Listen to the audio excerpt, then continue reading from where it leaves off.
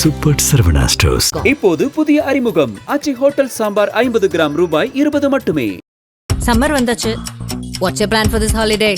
எங்க கிட்ட விட்டுருங்க, நாங்க பாத்துக்கிறோம். GT Holidays, South India's #1 travel brand. தமிழ்நாட்டில் சட்டம் ஒழுங்கு ரொம்ப மோசமாக போயிடுச்சு அப்படின்னு எதிர்க்கட்சிகள் மிக கடுமையான விமர்சனத்தை முன்வைக்க காரணமாக இருக்கக்கூடிய லாக்அப் டெத்து, ஒரு பள்ளி மாணவி பாலியல் வன்கொடுமை செய்யப்பட்டு கொலை செய்யப்பட்ட சம்பவம், சென்னையில் ஒரு கல்லூரி மாணவி பாலியல் வன்கொடுமை செய்யப்பட்டதாக கூறப்பட்ட சம்பவம், இது மூணுமே பெரிய அளவில் பேசுபொருளாக இன்றைக்கி மாறுனுச்சு. அதில் சில சம்பவங்கள் பொய்யான புகார் அப்படிங்கிற மாதிரியான விமர்சனங்களையும் இன்றைக்கி பெற்றுட்டு வருது. அதை பற்றி பார்ப்போம். அதே மாதிரி விஜய் திடீர்னு ஒரு 2 தொகுதிகளில் நிற்கிறதுக்கான காரணம் என்ன அப்படிங்கிறது குறித்தும், விஜயோட திமுக சார்பாக யார் மோதப் போகிறார், திமுக அதற்கு ஒரு பெரிய திட்டத்தை வகுத்துட்டு வருது அப்படிங்கிறது குறித்தும் பேசுவோம். என்டிஏ பொதுக்கூட்டம் நேற்று திருச்சியில் நடந்துச்சு இல்லையா? பிரதமர் மோடி பேசினார். ஆனாலும் அதை ஒட்டி பல சர்ச்சைகள் எழுந்திருக்கு. மேடைக்கு உள்ளவும் சரி, மேடைக்கு வெளியவும் சரி. அது குறித்தும் பேசிடலாம். Welcome to sensation.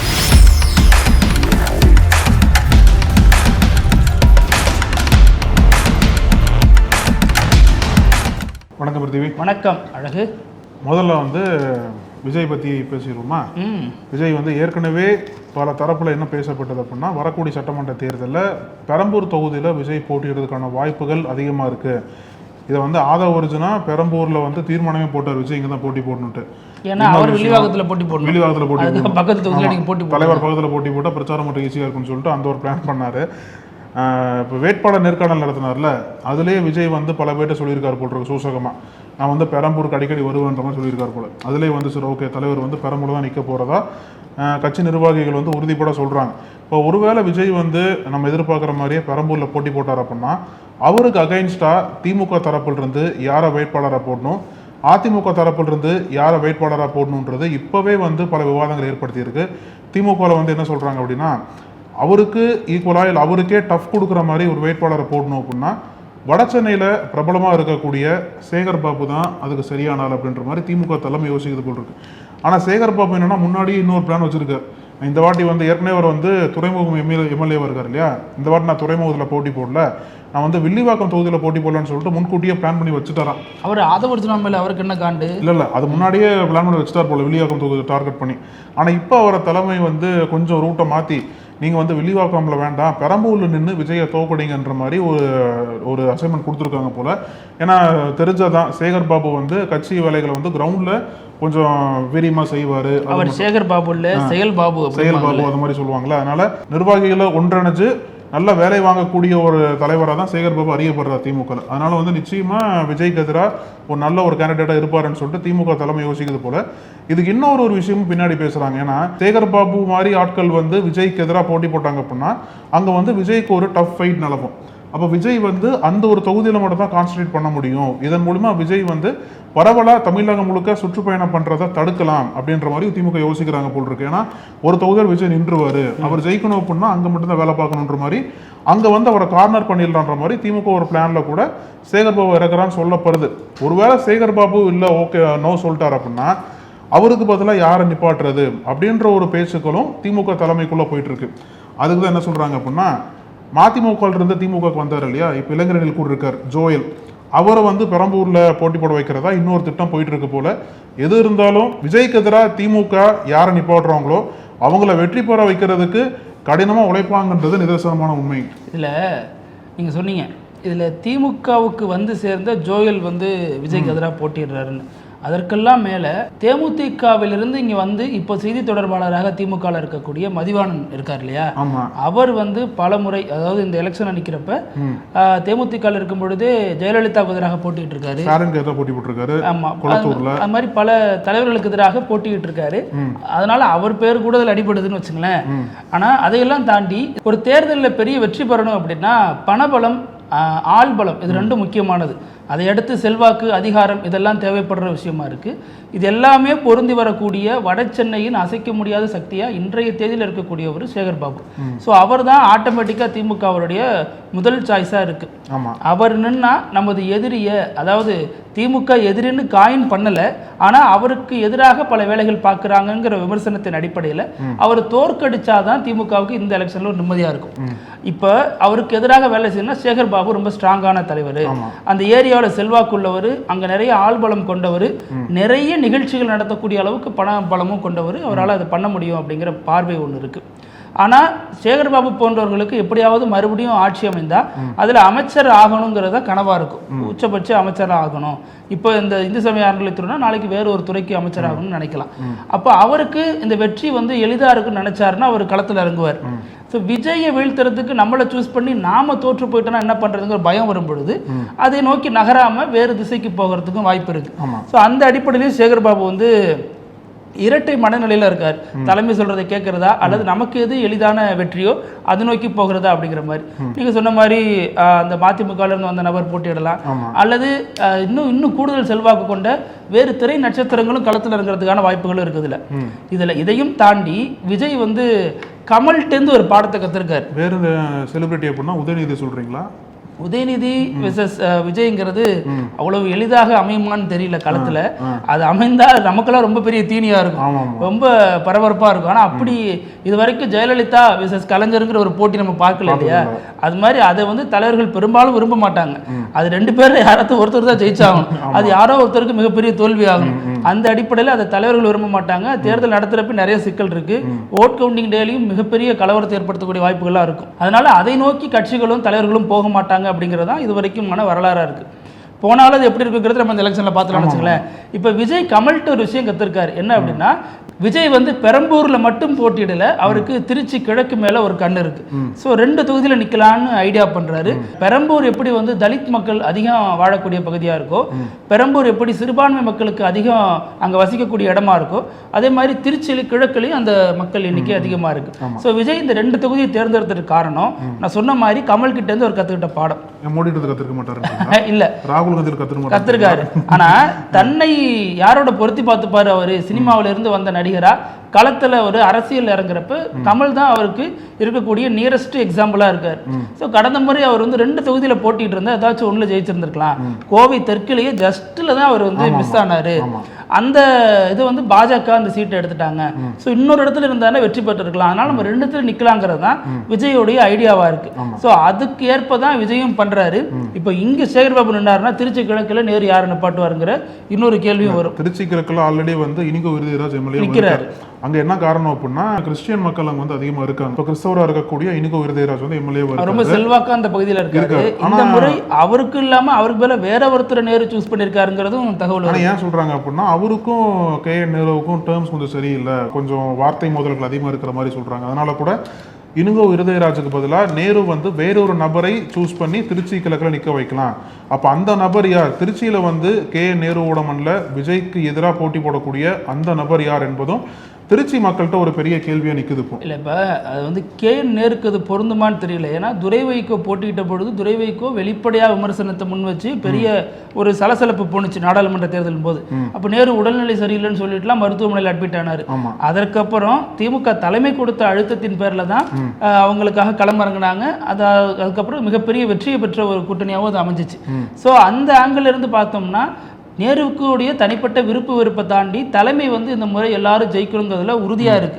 அதனால அங்கே யாருக்கு வெற்றி வாய்ப்பு அதிகமாக இருக்கோ அதை நோக்கி தான் தலைமை நேருவை நகர்த்தும் அப்படிங்கிறது எதிர்பார்ப்பாக இருக்கு. இன்னொரு பக்கம் பார்த்தீங்க அப்படின்னா, இப்போ திமுக ஒரு வழியாக மதிமுக இல்லை மதிமுக ஒரு வழியாக திமுக கூட்டணியில் கன்வின்ஸாக இருந்துட்டாங்க. இந்த திமுக ஒரு வழியாக மதிமுக கன்வின்ஸாக இருக்க வச்சுட்டாங்க. இந்த 2ல் எது சொல்கிறதுன்னு தெரியல. இல்லை, ஏதோ ஒரு வகையில் மதிமுக தொண்டர்கள் போடுற பதிவு பார்த்தீங்கன்னா தெரியும், அவங்க ரொம்ப கொந்தளிப்பில் இருக்காங்க. இது என்ன நமக்கு வெறும் நாளோட சுருக்கிட்டாங்களே, பாஜக தான் அரவணைச்சு அழிக்கும் அப்படின்னா திமுகவும் அதே வேலையை பார்க்குது. நாங்கள் இத்தனை நாள் வந்து நிபந்தனையற்ற ஆதரவு எதுக்கு கொடுத்தோம்? அதில் பார்த்தீங்கன்னா துரை வைகோ முகம் இறுகி போய் தான் இருக்கும். வைகோவே மகிழ்ச்சி மகிழ்ச்சியா இருக்கிறேன்னு வார்த்தையில தான் சொல்லுவார் ஒழிஞ்சு மகிழ்ச்சியாக அதை அறிவிப்பு வெளியிட மாட்டார். அதே நேரம் திமுக தரப்புல என்ன சொல்றாங்கன்னா, நாங்க வந்து இதெல்லாம் ஒத்துக்கிட்டு தான் அவங்க கையெழுத்து போட்டிருக்காங்க, அதனால வெளியில இருக்கிறவங்க எப்படி வேணாலும் பேசுவாங்க, 3 தொகுதி உதயசூரியன்ல நில்லுங்கன்னு நாங்க சொன்னதன் அடிப்படையில் அவங்க ஏத்துக்கிட்டாங்க. அவங்க தனிச்சிறனுக்கு நிக்கிறதா இருந்தாலும் அது அவங்களுடைய விருப்பம் தான். இப்ப கடந்த முறை விசிகா நாங்க தனிச்சின்னத்துல நிக்க வேணாம், உதயசூரியன்ல நில்லுங்கன்னு சொன்னோம், இல்ல வேண்டாம் தனிச்சின்னத்துல நிப்போன்னு சொல்லிட்டு அவங்க போனாங்க, அது நின்று ஜெயிச்சு காமிச்சாங்க. அது மாதிரி இவங்க அந்த நிலைப்பாட்டில் உறுதியா இருந்தா எடுத்திருப்பாங்க, அவங்களுக்கும் அதுல உடன்பாடு இருந்ததுனால தானே கையெழுத்து போட்டாங்க. அதை மற்றவர்கள் விமர்சிச்சு அதுல அரசியல் ஆதாயம் தேடுறாங்கிறது திமுகவினுடைய கருத்தா இருக்கு. ஆனா என்ன பண்ணா, போன தேர்தலில் 6 இடங்கள்ல மதிமுக போட்டி போட்டாங்க, இப்போ 4 இடங்கள் கொடுத்துருக்காங்க இல்லையா. இப்போ அதே மாதிரி தான் வந்து போன இடங்கள்ல வந்து 6 இடங்கள்ல போட்டி போட்ட மற்ற கூட்டணி கட்சிகளுக்கும் இதே நிலைமை தான் ஏற்படுமா? எதற்காக வந்து ஸ்டாலின் தேமுதிகவை காரணம் காட்டி நம்மளோட அரசியல் வந்து ரொம்ப அண்டர் எஸ்டிமேட் பண்றாருன்னு சொல்லிட்டு அந்த குரல் வந்து கூட்டணி கட்சிகளுக்குள்ள கேட்க ஆரம்பிச்சிருக்கு. ஏன்னா நம்ம யாருக்காக தியாகம் பண்றோம்ன்ற ஒரு இது இருக்குல்ல, தேமுதிகவோட வளர்ச்சிக்காக தியாகம் பண்றோமா இல்ல கூட்டணி வளர்ச்சிக்காக தியாகம் பண்றோமான்ற ஒரு கேள்வி வந்து இப்போ கேட்க ஆரம்பிச்சிருக்காங்க. அதாவது எதிர்பார்ப்பு அப்படின்றது வந்து இப்போ எதிர்ப்பாக மாறி இருக்குன்னு சொல்லலாம் திமுக கூட்டணிக்குள்ள. ஏன்னா இப்போ தேமுதிக வந்து 8 இடங்கள் to 10 இடங்களுக்குள்ள எதிர்பார்க்குறாங்க போல, அது முன்னாடியே டிஎம்கே ப்ராமிஸ் பண்ணிட்டாங்க போல, உங்களுக்கு இந்த இடங்கள் வந்துடும் அப்படின்ட்டு. அந்த இடங்களை தேமுதிக கொடுக்கறதுக்காண்டி தான் மற்ற கட்சிகள்கிட்ட வந்து ரொம்ப குறைச்சலாக டீலிங் பேச ஆரம்பிச்சிருக்காங்க. ஏதோ ஒரு வகையில் நம்ம லாஸ்ட் மினிட்ல இருக்கோம், இப்போ வந்து மாற்றம் வந்தது அப்படின்னா கூட்டணிக்கும் பாதிப்பு கட்சிக்கும் பாதிப்பு அப்படின்ற அடிப்படையில் திமுக இதை சொல்லியே வந்து கூட்டணி கட்சிகளை கன்வின்ஸ் பண்ணிடுறாங்க. கன்வின்ஸ் பண்ணி இங்கே வந்து ஏதோ ஒரு வகையில் சைன் பண்ண வச்சு இப்போ அதான் இதுக்கு துரை வைகோவோட ஃபேஸ்லாம் பார்த்தீங்க அப்படின்னா, ஏன்னா 6 தொகுதி அப்படின்றது போன வாட்டி, இப்போ கூட வந்து 2 தொகுதி அடிஷனலாக கொடுப்பான்னு பார்த்து 2 குறைச்சிட்டாங்களே அப்படின்ற ஒரு வருத்தம் வந்து 4 வெற்றி பெற்றிருக்காங்க. ஆமா, அதன் அடிப்படையில் 4 தொகுதி தராங்க. ஏன்னா மற்ற இப்போ இஸ்லாமிய கட்சிகள் தமமுக இந்த மாதிரியான கட்சிகளுக்கு வென்ற தொகுதியில தான் கொடுக்குறாங்க, அதோட 1 கூட கொடுக்கறது இல்லது குறைச்சி கொடுக்கறதுங்க மாதிரியே போகுது. இதுல மார்க்சிஸ்ட் அதனால தான் உடன்படலை, எங்களுக்கு 6ங்கிறதுலாம் வாய்ப்பே இல்லை 4ங்கிறதுலாம் வாய்ப்பே இல்லை அப்படின்னு மார்க்சிஸ்ட் பேச்சுவார்த்தை தொடர்ந்து இவங்க என்ன கேட்குறாங்க, அதே தான் பண்ணிட்டு இருக்கு. தேமுதிக ஜெயிக்க வேலையை போன வாட்டி அவங்களுக்கு மட்டும் 10 கொடுக்குறீங்கன்னு சொல்லிட்டு இவங்க ஒரு கொஸ்டின் வைக்கிறாங்க. அதுக்குதான் மீம்ஸ் போடுறாங்க, கடைசி நேரத்துல உள்ள வந்தாதான் சீட்டு அதிகமா வரும் போருக்கு, நம்ம ரொம்ப நாளா இருந்தா சீட்டு கிடைக்காது அப்படின்னு மதிமுக தொண்டர்கள் தங்களது மன ஆற்றாமையை வெளிப்படுத்தி. திமுக வந்து 20 நாட்களா அந்த பேச்சுவார்த்தையை பண்ணிட்டு இருக்காங்க இல்லையா. 20க்கும் மேற்பட்ட கட்சிகள் இருக்காங்க, 4-5 கட்சிகள்கிட்ட தான் ஃபைனலைஸாக பண்ணியிருக்காங்க. இப்போ வந்து IUML, அப்புறம் மனிதநேய மக்கள் கட்சி, காங்கிரஸ், இப்போ மதிமுக, இந்த கட்சிகள்கிட்ட தான் ஃபைனலைஸாக பண்ணியிருக்காங்க. இன்னும் நிறையா கட்சிகள் இருக்குது. அதில் முக்கியமாக பார்க்கணும் அப்படின்னா 2 கம்யூனிஸ்ட் கட்சிகள், அப்புறம் விசிகா இருக்காங்க, தேமுதிக இருக்காங்க, மக்கள் நீதி மையம் போன்ற கட்சிகள்லாம் இருக்காங்க. அப்போ அவங்கள்ட்ட மக்கள் நீதி மையம் இதோட பெரிய கொடுமை, அவங்களுக்கு உதயசூரியன் சின்னத்தில் நிற்கிறதுக்கான ஏற்பாடுகள் தான் நடந்துட்டு சரின்னு சொல்லிட்டாங்க. ஆனா அவங்களுக்கு டார்ச் லைட் சின்னம் கிடைச்சிருக்கு, பாண்டிச்சேரிலையும் கிடைச்சிருக்கு, தமிழ்நாட்டிலையும் கிடைச்சிருக்கு. இப்போ அதை வச்சுட்டு என்ன பண்ண போறாங்க, மதிமுக மாதிரி நிலைப்பாடு எடுக்க போறாங்களா அல்லது கொடுக்குற 2 சீட்லையுமே டார்ச் லைட்ல நிக்க போறாங்களா அல்லது உதயசூரியன்ல நிக்க போறாங்களா, 1ல உதயசூரியன் 1ல டார்ச் லைட் அப்படி எதுவும் நிக்க போறாங்களா அப்படிங்கிற கேள்விகள்லாம் அதுல எழுந்திருக்கு. மதிமுக கொடுத்ததே வந்து ஒரு எக்ஸாம்பிள் தான். ஒரு இதை வச்சு கூட மக்கள் நீதி மையம் போன்ற கட்சிகள் வந்து அவங்களோட தனிச்சின்னத்தில் போட்டி போடுறதுக்கான பேச்சுவார்த்தையும் திமுக நடத்தும், அதுவும் நடத்த வாய்ப்பு இருக்கு. ஆனால் வரக்கூடிய நாட்களில் தான் வந்து தேமுதிக எவ்வளோ கொடுத்து ஃபைனலைஸ் பண்ண போகிறாங்க, விசிக எப்படி கன்வின்ஸ் பண்ண போகிறாங்கன்றது வந்து பெரிய கேள்வி தான். இதுவே வந்து சிஎம் ஸ்டாலினுக்கு வந்து ஒரு மிகப்பெரிய சவாலில் தான் சொல்லணும். ஏன்னா உள்ளே வந்து கன்வின்ஸ் பண்ணி சைன் பண்ணிட்டு போயிடுறாங்கன்னாலும் வெளியில் அந்த விவாதங்கள் அந்த பேச்சுக்கள்லாம் இருக்குல்ல, அது எல்லாமே வந்து ஏதோ ஒரு வகையில் திமுகவும் பாஜக மாதிரி தான் செயல்படுதோ. இப்போ பாஜக என்ன நோக்கம் வச்சிருக்காங்க, இருக்கக்கூடிய கூட்டணி கட்சிகள் எல்லாமே வந்து தாமரையில போட்டி போடுன்னு பேசுறாங்க இல்லையா, அதே மாதிரி தான் திமுகவும் செயல்படுறாங்களோ அப்படின்ற ஒரு கருத்து வந்து இங்க வந்து புதுசும் கிடையாது. அது ரொம்ப நெடுங்காலமாகவே உதயசூரியன் சின்னத்தில் நின்று இந்த மாதிரியான கட்சிகள் வெற்றி பெறுறதும் இரட்டைகளில் நின்று வெற்றி பெறுறதும் இயல்பான ஒன்றா தான் நடந்து வந்துட்டு இருக்கு. அது இந்த மாதிரி காலகட்டத்தில் மறுபடியும் நடக்கிறது விமர்சனத்துக்கு உள்ளாகுதுன்னு வச்சுக்கலேன். இப்போ நம்ம நேற்று சொல்லியிருந்தோம், மறுபடியும் எடப்பாடி பழனிசாமி தலைமையில் ஆட்சி அமைப்போன்னு ஒரே ஒரு முறை மோடி சொல்லுவாரா அந்த கூட்டத்தில், என்டிஏ ஆட்சி இல்ல அதிமுக ஆட்சி அமைக்கும்னு சொல்லுவாரான்னு பார்த்தோம். சொன்னதெல்லாம் எடப்பாடி தான் அப்படி சொல்லியிருக்காரு. நம்ம சொன்னது மாதிரியே மோடி சொல்லவே இல்லை, எடப்பாடி பேரையே பயன்படுத்தல, அதிமுக கூட சொல்லல. ஆமா, தொடக்கத்துல தான் எடப்பாடி பழனிசாமி ஜி வெல்கம் அந்த மாதிரிலாம் சொன்னாரு ஒழிஞ்சு, அதற்கப்புறம் வரவேற்புரையில் தான் ஒரு பேர் இருந்துச்சு. இந்த ஸ்பீச் முழுக்க முழுக்க அது எப்படி கட்டமைக்கப்பட்டிருக்கு அப்படின்னா, மோடி விசஸ் ஸ்டாலின் அப்படிங்கிறது தான் மோடியே விரும்புறாரு. ஏன்னா நேரு கொள்கை என்ன, நேரு வந்து ஊழல் பண்ணியிருக்காரு, திமுக குடும்ப அரசியல் பண்ணது, இந்த மாதிரி திமுகவை மட்டுமே டார்கெட் பண்ணி அடிச்சிருக்காரு. அதிமுக வந்தா இதெல்லாம் செய்யும், அதிமுக இதெல்லாம் செஞ்ச கட்சி, அதிமுக மதச்சார்பின்மை கட்சி, இது மாதிரி எந்த விதமான அதிமுகவுக்கு கிரெடிட் கொடுக்கக்கூடிய எந்த விஷயத்தையுமே அவர் பேசல. ஆமா, ஆனா இங்க வந்து எடப்பாடி பழனிசாமி பாஜக முன்னிலைப்படுத்தவே இல்லை. நீங்க சொன்னது போல ரேஸ் வந்து இப்போ ஸ்டாலின் வர்சஸ் மோடின்னு மாறிடுச்சு. அதனால தான் ஸ்டாலின் வந்து திமுகவா இல்லை என்டிஏவா அதை விஜய் விமர்சிக்கிறார்ல, இதுதான் வந்து ஸ்டாலின் சொல்றது. என்டிஏக்கு அகேன்ஸ்டாக தான் நாங்கள் போட்டி போடுறது முக்கியமான காரணமே திமுகவுக்கு நல்லாவே தெரியும் எடப்பாடி பழனிசாமி இங்கே ரேஸ்லேயே கிடையாது, மோடி தான் ரேஸில் இருக்காருன்னு சொல்லிட்டு திமுக தெளிவாக தெரியுது. அதை தான் மீண்டும் வந்து மோடி வந்து உறுதிப்படுத்த போயிருக்கார், எனக்கும் ஸ்டாலின் தான் போட்டி அப்படின்ட்டு.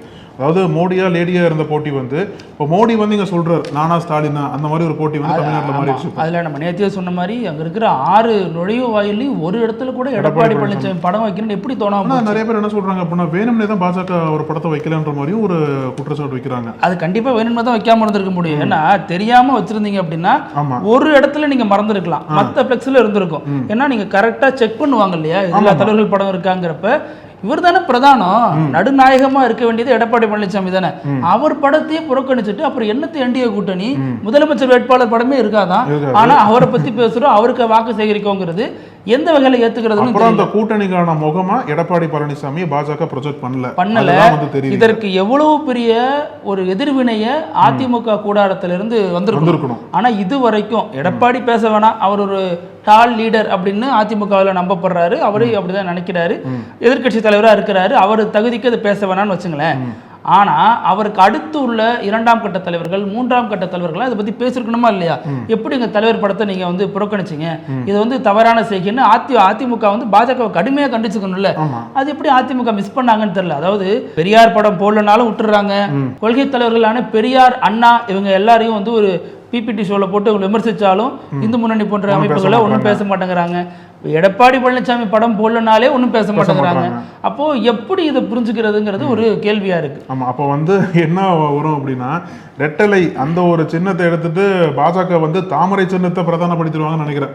மக்கள் மத்தியில் வரக்கூடிய நாட்கள்ல ரெட்டலையே இல்லாம போயிடுமா? அந்த அளவுக்கு ஒரு காட்சி நிலவுதா தமிழ்நாட்டில்? அதை எடப்பாடி அனுமதிப்பாரா அப்படிங்கிறது கேள்வி. இதுல ரெண்டாவது அந்த மேடை அமைக்கப்பட்டிருந்ததுல ஒரு சர்ச்சையா இருக்கு. இந்த மேடையில் நம்ம பார்த்தோம் நேற்று எல்லா கூட்டணி கட்சி தலைவர்களும் இருந்தாங்க. இவர் எல்முருகன் இருந்தார், பாஜக முன்னாள் மாநில தலைவர் இருந்தார், நயினார் நாகேந்திரன் இருந்தார், இவங்க எல்லாருமே இருந்தாங்க. ஆனால் அந்த கூட்டணியில் முக்கியமாக இருக்க வேண்டியது யாரு அப்படின்னா பாஜகவின் முன்னாள் மாநில தலைவர்கள். தமிழிசை சவுந்தரராஜன் தாமரை மலர்ந்தே தீரும் சொல்லி தமிழ்நாட்டில் பாஜகவுக்கு ஒரு ஸ்பேஸ் உருவாக்கி கொடுத்தது தமிழிசை சவுந்தரராஜன் தான். அதற்கு முன்னாடியே பொன் ராதாகிருஷ்ணன் அவர் தமிழ்நாட்டில் பாஜகன்னு ஒரு கட்சி இருக்கு அப்படிங்கிறத அடையாளப்படுத்துறது அவருடைய அந்த ஒரு காலகட்டத்தில் தான். ஸோ இந்த 2 பேருமே மேடையில் அமர வைக்கப்படலை, கீழே அமர வைக்கப்பட்டிருக்காங்க. அது சொல்லலாம் கூட்டணி கட்சி தேசிய ஜனநாயக கூட்டணி மாநாடு தான் நடக்குது அப்படின்னாலும் கூட அதை பாஜக தான் ஏற்பாடு பண்ணுது. அப்படின்னா எல்முருகன் எப்படி கலந்துக்கிறாரு, நயினார் நாகேந்திரன் எப்படி வராரு, முன்னாள் மாநில தலைவர் எப்படி வராரு? அப்ப இவங்க 3 பேர் பாஜக இல்லையா? அப்ப இவங்களை ஏன் புறக்கணிச்சாங்கன்னா அதற்கு பின்னாடி எல்முருகன் பாலிடிக்ஸ், பாஜக முன்னாள் மாநில தலைவரோட பாலிடிக்ஸ் இருக்கு. எல்முருகன் தான் அந்த சீட்டெல்லாம் ரெடி பண்ணக்கூடிய நபர், அந்த அரேஞ்ச்மெண்ட்லாம் அவர் தான் பார்த்தாரு, அவர் தான் இந்த அரசியலுக்கு வந்து வித்துட்டு இருக்காரு. இவங்களை புறக்கணிச்சதன் பின்னாடி அவர் இருக்காருன்னு இன்னொரு சைடில் ஒரு பிரச்சனை பகிர்ந்துக்கிட்டே இருக்கு. ஆமா, அதனால வந்து 2 கூட்டணிகள்லையும் வந்து அடுத்தடுத்து என்ன நிலவுன்றதே ஒரு பெரிய கணிக்க முடியாத ஒரு புதிராக தான் போயிட்டு இருக்கு. இப்போ வந்து திமுகவுக்கு இருக்கக்கூடிய மிகப்பெரிய சவால் இந்த தேர்தல் எது அப்படின்னா நம்ம தினந்தோறும் பார்த்துட்டு இருக்கோம், சட்டம் ஒழுங்கு பிரச்சனை தொடர்ந்து சொல்லிட்டு தான் இருக்கும். இந்த மாதிரி சட்டம் ஒழுங்கு பிரச்சனை தொடர்ந்து ஏதோ ஒரு வகையில் தமிழ்நாட்டுக்கு ஒரு பெரிய கெட்ட பேர் ஏற்படுத்திட்டு இருக்கு. இப்போ ஒன்றும் இல்லை, இன்னைக்கே நியூஸ் போடும்போது என்ன சொன்னாங்க அப்படின்னா இப்போதான் ஒரு பிரச்சனை நியூஸ் அடிச்சு முடிச்சேன், அதுக்குள்ள இன்னொரு பிரச்சனை வந்துருச்சு. அந்த மாதிரி தான் போயிட்டு இருக்கு நிலைமையே. ஏன்னா அந்த அளவுக்கு வந்து பெண்களுக்கு எதிராக இருக்கக்கூடிய குற்றங்களாகட்டும், அப்புறம் கஸ்டோடியல் டெத், இது வந்து பேசியே ஆகணும். நான் திமுக ஆட்சியில் கடந்த 2 மாதத்தில் மட்டும் 4 தலித் இளைஞர்கள் வந்து போலீஸ் கஸ்டடியில் இறந்து போயிருந்ததா சொல்றாங்க. இப்போ சமீபத்தில் கூட மானாமதுரையில் இறந்தாருல ஆகாஷ், அவர் கொடுக்குற ஸ்டேட்மெண்ட்ல உண்மையிலேயே அதிர்ச்சியா இருக்கு. ஆக்சுவலா வந்து என்ன பண்ணிருக்காரு, நண்பர்கள் சொல்றாங்களா? இல்ல அது ஆக்சுவலா வந்து ஹாஸ்பிட்டல் இருந்திருக்காரு போல. ஹாஸ்பிட்டல் இருக்கும்போது மேஜிஸ்ட்ரேட் போயிட்டு அவர்கிட்ட வாக்குமூலம் வாங்கியிருக்காரு என்ன நடந்தது அப்படின்ட்டு. ஆகாஷ் எதுக்காக கைது பண்றாங்க அப்படின்னா ஒரு கொலை வழக்கில் கைது பண்றதா போலீஸ்காரங்க சொல்றாங்க. ஆனால் கைது பண்ணி என்ன பண்ணியிருக்காங்க அப்படின்னா டார்ச்சர் பண்ணியிருக்காங்க போல. அதை காலை உடச்சி விட்டது, முட்டியை உடச்சி விட்டது, எல்லாமே அது கண்ணை கட்டி ரொம்ப அடிச்சிருக்காங்க போல் இருக்கு.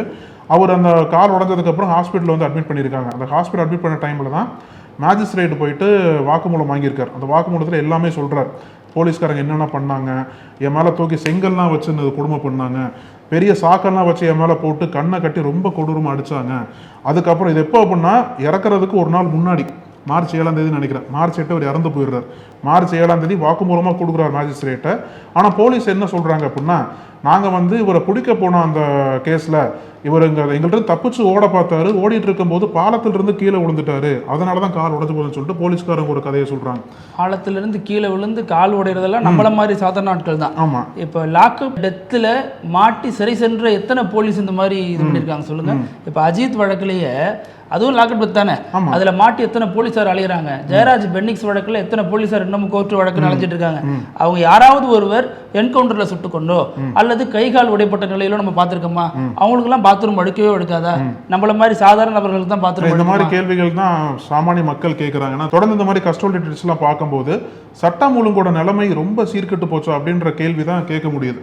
ஏன்னா இப்போ இங்கே விளாத்திக்குளம் தூத்துக்குடி மாவட்டத்தில் ஒரு 17 வயது மாணவி அவங்க காணாமல் போயிட்டாங்கன்னு சொல்லிட்டு அவங்களோட பெற்றோர் வந்து போலீஸ் ஸ்டேஷனில் கம்ப்ளைண்ட் பண்ண போகிறாங்க. கிட்டத்தட்ட 14 மணி நேரம் அலைக்கழிக்கப்பட்டதாக சொல்கிறாங்க போலீஸ்காரங்க. இங்கேருந்து அந்த ஸ்டேஷன் போங்க, மகிழா ஸ்டேஷனுக்கு போங்க. மகிழா ஸ்டேஷனில் அங்கே இன்ஸ்பெக்டர் வந்து இவங்களை ரொம்ப தரைக்குறைவாக நடத்திருக்காங்க போல பெற்றோர். அப்புறம் அங்கேருந்து மறுபடியும் இங்கே அனுப்பிச்சுட்டு இப்படியே 14 மணி நேரமாக சுத்த விட்டுருக்காங்க, கம்ப்ளைண்ட்டே வாங்காமல். அந்த பொண்ணு வந்து அவங்க வீட்டில் இருந்து ஒரு 300 மீட்டர் தூரத்தில் சடலமாக கண்டெடுக்கப்பட்டிருக்காங்க.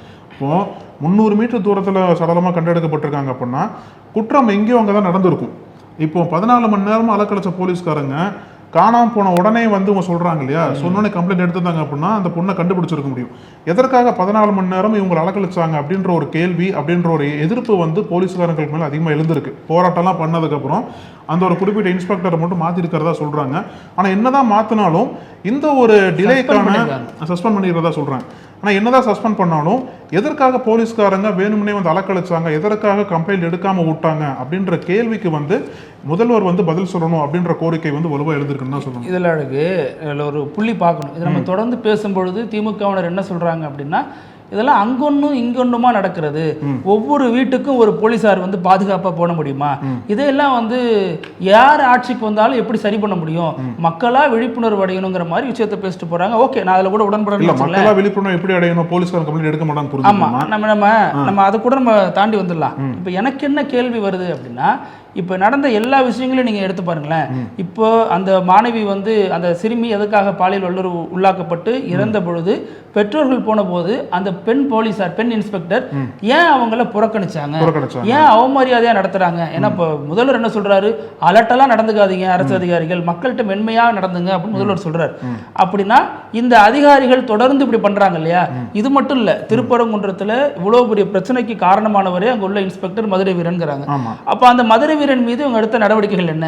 அதே மதுரையில் ஆட்சியராக இருந்த சங்கீதா விசிகா கொடி கட்டக்கூடாதுங்கிற அளவுக்கு பெரிய பிரச்சனை பண்ணி விசிகாவுக்கும் அவங்களுக்கு இடையிலான அது பெரிய பிரச்சனையா மாறுனுச்சு. அப்போ அவங்க வந்து ஒரு தலித் எம்பவர் ஆகிறது இவங்க விரும்பலை, இவங்க வந்து சங்கீதா கிடையாது, அவங்க வந்து ஆர்எஸ்எஸ் பின்னணியில் இயங்குறாங்க, அவங்க ஒரு சங்கி அப்படிங்கிற மாதிரி விசிகாவினர் பிரச்சாரத்தை முன்னெடுத்தாங்க. இதுவும் ஒரு அதிகாரியால் நடக்கிறது தான். இப்போ அதே மாதிரி வந்தீங்கன்னா இப்போ இந்த விவகாரம், இன்னைக்கு மாணவி விவகாரம் சொல்றீங்கல்ல, இந்த விளாத்திக்குளம் மாணவி விவகாரத்தில் பெற்றோர் வழக்கு தொடுக்க போறப்ப போலீஸார் அவமரியாதையாக நடத்துறாங்க. அதற்கடுத்து அந்த பெண்ணோட உடலை வாங்க மாட்டோம் அப்படின்னு சொல்லி பெரிய போராட்டத்தில் இறங்குறப்ப இன்ஸ்பெக்டர் ஹரிஹரன் வந்து அவங்கள மிரட்டுறார். நீங்க வந்து எப்படி பண்ற, ஒழுங்கா நீங்க கலைஞ்சு போல அரெஸ்ட் பண்ணி எல்லாரும் உள்ள வச்சிருவோம் அப்படிங்கிறார். அப்போ இந்த மாதிரியான அதிகாரிகளால தொடர்ந்து அரசுக்கு அவப்பெயர் வருது அப்படிங்கிற விமர்சனம் இருக்கு. அது மட்டும் இல்லாம ஸ்டெர்லைட் விவகாரத்திலேயே அதிமுக ஆட்சி காலத்தில் செய்த தவறுகள், காவல்துறை பென்னிக்ஸ் ஜெயராஜ் வழக்கா இருக்கலாம், அதுல வந்து அவங்க மீதான எடுக்கப்பட்ட நடவடிக்கை என்ன? ஜெயராஜ் பென்னிக்ஸ் வந்து கோர்ட்டு கேஸ் அலையிறாங்க, அது வேற, அந்த காவலர்கள்லாம். ஆனால் ஸ்டெர்லைட் வழக்கில் மாட்டின அதிகாரிகளுக்கு இந்த அரசு என்ன பண்ணுது? ஒரு நபர் கமிஷன் அருணா ஜெகதீசன் ஆணையம் வந்து பெரிய அளவில் அது குறித்தான விளக்கங்களை வந்து அரசுக்கு சமர்ப்பிச்சாங்க. ஆனால் அந்த அதிகாரிகள் பதவி உயர்வு பெற்று போகிறது தானே செய்கிறாங்க. அதை அந்த அரசு வேடிக்கை பார்க்குது இல்லையா? இதுக்கு தான் முன்னாடியே திருமாவளவன் வந்து 2023 நினைக்கிறேன் அந்த காலகட்டத்தில் சொல்லியிருப்பார், பெரியவர் ஆசிரியரோட காரையே வழிமறித்து சில கும்பல் அச்சுறுத்தல் பண்ணுது. இது வந்து போலீஸ் வந்து ஸ்டாலின் கட்டுப்பாட்டில் இருக்கா, அமித்ஷா கட்டுப்பாட்டில் இருக்கா, இது வந்து ஆர்எஸ்எஸ் பின்புலத்தில் போலீஸ் இயங்குதுங்கிற மாதிரி திருமாவளவன் குற்றச்சாட்டை முன்வைக்கிறார். அப்போ இது எல்லாமே அதிகாரிகளால் நடக்குது அப்படின்னா இந்த அரசு அதிகாரிகள் மீது உரிய நடவடிக்கை எடுக்காம அவங்களை பாதுகாக்கிற நோக்கில் செயல்படுறதுனால தானே இந்த மாதிரியான விஷயங்கள் திரும்ப திரும்ப நடைபெறுது. அப்போ உரிய நடவடிக்கை, இங்க எல்லா பிரச்சனைக்கும் ரூட் காஸ் யாரா இருக்காங்கன்னா ஏதோ ஒரு அதிகாரிகளை நோக்கி கை காட்ட வேண்டியதா இருக்கு. அவங்களாதான் அந்த பிரச்சனையால பெரிய அளவில் தூண்டப்படுது. இது நேரடியாக முதல்வர் எந்த வகையிலும் காரணம் இல்லை அப்படின்னாலும் மறைமுகமாக அவர் செய்யக்கூடிய சில விஷயங்கள் தான் இதை தூண்டுற விஷயமா இருக்கு. அப்போ இதற்கு அரசு என்ன நடவடிக்கை எடுக்க போகுது? நீங்க 2.0 ஆட்சி அமைங்க, எது வேணாலும் பண்ணுங்க. ஆனா இந்த மாதிரி அடிப்படை அடித்தட்டு மக்கள் சந்திக்கக்கூடிய சிக்கல்கள்ங்கிறது தினம் தினம் அதிகரிச்சிட்டே போகுது. லாக்அப் டெத்தும் அதிகரிச்சிட்டே போகுது.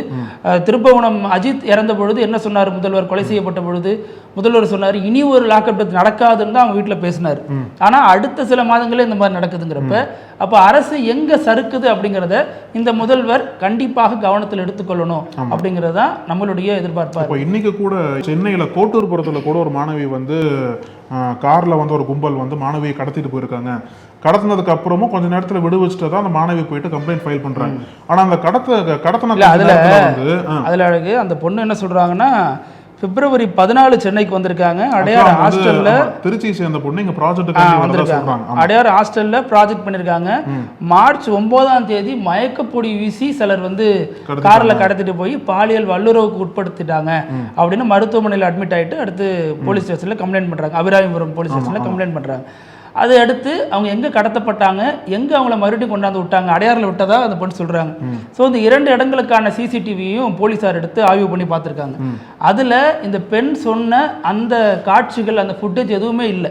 அப்படி ஒரு சம்பவம் நடக்கலை அப்படின்னு போலீஸார் இன்னைக்கு விளக்கம் கொடுக்குறாங்க. ஸோ அந்த பொண்ணுகிட்ட போய் விசாரிக்கிறப்ப ஏன் அப்படி சொன்னீங்க, என்ன ஆச்சுன்னு விசாரிக்கிறப்ப அந்த பெண் தரப்பு என்ன சொல்கிறாங்க அப்படின்னா, அந்த பெண் சொல்கிறது இது வந்து ப்ராஜெக்ட் பண்ணணும், எனக்கு ஸ்ட்ரெஸ் ஆகிடுச்சு, வீட்டில் திட்டுவாங்க பண்ணாமல் இருந்தால், அதனால எனக்கு எல்லாம் தப்பிக்க எப்படி போறதுன்னு தெரியல, மன உளைச்சல் இந்த மாதிரி ஒரு முடிவு எடுத்துட்டேன் அப்படின்னு அந்த பெண் சொன்னதாக போலீசார் தரப்பு விளக்குது. ஆனாலும் இது பின்னணியில் என்னமோ நடந்திருக்குங்கிற மறுபடியும் ஒரு சந்தேகத்தை எதிர்க்கட்சிகள் வைக்க தவறல. ஆமா, இப்போ வந்து குறிப்பா அதிமுக ஆரம்பிச்சு தாவேகாவினர் வரைக்குமே வந்து திமுக அரசை நோக்கி பல கேள்விகளை காட்டமா கேட்கிறாங்க. இந்த கேஸ்ல வந்து பெண் வந்து தவறுதலா வழக்கு கொடுத்தாங்க, அதெல்லாம் ஒரு பக்கம் இருந்தாலும் தொடர்ந்து நடக்கக்கூடிய காவல்துறை மரணங்கள், தொடர்ந்து நடக்கக்கூடிய பெண்களுக்கு எதிரான அந்த கொடூரங்கள் எல்லாத்துக்குமே வந்து ஆட்சி வந்து மக்களிடத்துல பதில் சொல்லணும். அதுவும் குறிப்பா முதல்வர் வந்து பல இடங்களுக்கு பிரச்சாரம் போகிற டைம்ல இந்த கேள்விகளை நிச்சயமா கிரவுண்ட்ல எதிரொலிக்கும். இப்போ அதுக்கு முன்னாடியே வந்து சரி செஞ்சிருக்கணும். ஆனா எங்க தவற விட்டாங்க, ஏன் அந்த போலீஸ் சிஸ்டமை வந்து நெறிமுறைப்படுத்தல அப்படின்னு போலீஸ் மந்திரியே முதல்வர் தானே. ஆமா, அப்போ இன்னமும் ஏன்னா ஆட்சி பொறுப்பு 2021 ஏற்ற பொழுது அடிக்கடி போலீஸ் ஸ்டேஷன் விசிட் போயிட்டு இருப்பார். காலப்போக்கில் அது அப்படியே மறைஞ்சிருச்சு. ஃபுல் டைம் டிஜிபியே போடாம இருக்கிறது, இன்னும் போடாம இருக்காரு. அதெல்லாம் தான் பெரிய விமர்சனமா இருக்குல்ல. ஆமா. இப்போ நம்ம வீடியோவோட இறுதி பகுதி வினோத செய்தி. அதாவது உத்தரப்பிரதேசத்துல உத்தரப்பிரதேசம் ஒரு நாள் இல்லையேன்னு பார்த்தேன். இப்போ தொடர்ந்து நம்ம கொஞ்ச நாட்களுக்கு முன்னாடி கூட மருத்துவ உலகில் எப்படியெல்லாம் ஒரு ஆச்சரியம் அளிக்கக்கூடிய ஒரு மாற்றங்கள் நிகழுது அப்படின்லாம் பார்த்துட்டு இருக்கோம் இல்லையா. உத்தரப்பிரதேசில் என்ன இருக்குது அப்படின்னா 50 வயது மதிக்கத்தக்க வினிதா சுக்லா அப்படின்ற ஒரு பெண்மணி ஹாஸ்பிட்டலில் அட்மிட் பண்ணப்பட்டிருக்காங்க. அவங்களுக்கு ட்ரீட்மெண்ட்லாம் ஒரு பக்கம் போயிட்டு இருந்த சமயத்தில் அவங்க திடீர்னு மூளைச்சாவு அடைஞ்சிட்டாங்க போல. மூளைச்சாவு அடைஞ்சிட்டாங்க. என்ன சொல்லிட்டாங்க அப்படின்னா ஹாஸ்பிட்டலில் இந்த மாதிரி இவங்க மூளைச்சாவு அடைஞ்சிட்டாங்க, இனிமேல் உங்களை காப்பாற்றுறது கஷ்டம்னு சொல்லிட்டு நீங்கள் வந்து வீட்டுக்கு கூட்டு போயிருங்க அப்படின்ற மாதிரி சொல்லியிருக்காங்க போல. அவங்களும் என்ன பண்ணுறாங்க, வீட்டுக்காரங்களாம் சரி ஆம்புலன்ஸ் பிடிச்சி அங்கேருந்து வீட்டுக்கு கூட்டு போயிடலான்னு சொல்லிட்டு ஆம்புலன்ஸில் கூட்டு வந்திருக்காங்க. ரோடு வந்து அங்கே கொஞ்சம் மோசமாக இருந்திருக்கு போல. அந்த ரோடில் அந்த ரோட்டில் ஒரு பெரிய குண்டு குழிமா இருந்திருக்கு. அந்த ரோட்டில் வந்து ஒரு பெரிய பள்ளம் இருந்திருக்கு. அந்த பள்ளத்தில் ஆம்புலன்ஸ் இறங்கின அடுத்த நொடி அதனால வந்து ஒரு பெரிய அதிர்வு ஏற்பட்டிருக்கு போல. அதிர்வு மாதிரி ஒரு அதிர்வு ஏற்பட்டுருக்கு. அந்த அதிர்வு வந்ததுக்கு அப்புறம் அடுத்த நொடி வந்து இவங்க இருக்காங்களா வினிதா சுக்லா திடீர்னு சுவாசிக்க ஆரம்பிச்சிட்டாங்க. அந்த அதிர்வுனால திடீர்னு சுவாசிக்க ஆரம்பிச்சதா சொல்றாங்க. திடீர்னு வந்து உயிர் வந்துருச்சுன்னு சொல்றாங்க. அப்புறம் டக்குன்ட்டு யூட்டர்ன் போட்டு டக்குன்ட்டு யூட்டர்ன் போட்டு ஹாஸ்பிட்டலுக்கே கூட்டு போயிட்டு இந்த மாதிரி போயிட்டு இருந்தோம், திடீர்னு இந்த மாதிரி சுயநலம் வந்துருச்சு, இப்போ வந்து ட்ரீட்மெண்ட் கொடுங்கன்ற மாதிரி கேட்டிருக்காங்க. இப்போ அவங்களுக்கு வந்து ட்ரீட்மெண்ட் கொடுக்கப்பட்டு இருக்கு. சொல்றத பார்த்தா விவேக் ஒரு படத்துல ஆட்டோல கர்ப்பிணியை வச்சுட்டு ரவுண்ட் போயிட்டு வந்து டெலிவரி பண்ணி கொடுத்துருவாரு. அது மாதிரி தான் ரோடு கண்டிஷன் அந்த மாதிரி இருக்குன்னு. இந்த பள்ளத்துல விழுந்ததுனால இவங்க உயிர் பிழைச்சதுங்கிறது ஒரு சந்தோஷமான விஷயம், ஆச்சரியமான விஷயம், வியப்பான விஷயம். ஆனா அந்த பள்ளத்துல விழுந்து எத்தனை பேர் உயிர் பறிபோக போகிறதோ அதனால அதையும் நம்ம கவனத்தில் எடுத்துக்கொண்டுதான். அதாவது இப்போ விளம்பரத்துல சொல்லுவாங்களா கரை நல்லதுன்ற மாதிரி, அது மாதிரி ரோடுக்கு பள்ளம் நல்லது கிடையாது. அதனால பள்ளம் இருக்கணும்னு அவசியம் இல்லை. ரோட பஸ் சரி செய்ய வேண்டியது மாநில அரசோட கடமை.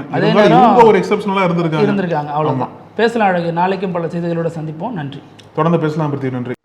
நக்கீரன் டிவிக்கு சப்ஸ்கிரைப் செய்யுங்கள். உங்கள் ஆதரவே எங்கள் பலம். ஆசிரியர்களுக்கு நண்பனாகவும் மாணவர்களுக்கு ஆசானாகவும் திகழும் தேர்வு வழிகாட்டி. ஒவ்வொரு பாடத்திற்கும் அனுபவமிக்க ஆசிரியர்களின் துல்லியமான தெளிவான விடைகள். CNC இருக்கு, தேர்வு பயம் எதற்கு? இது தீரன் பப்ளிஷிங் ஹவுஸ் விற்பனை வெளியீடு.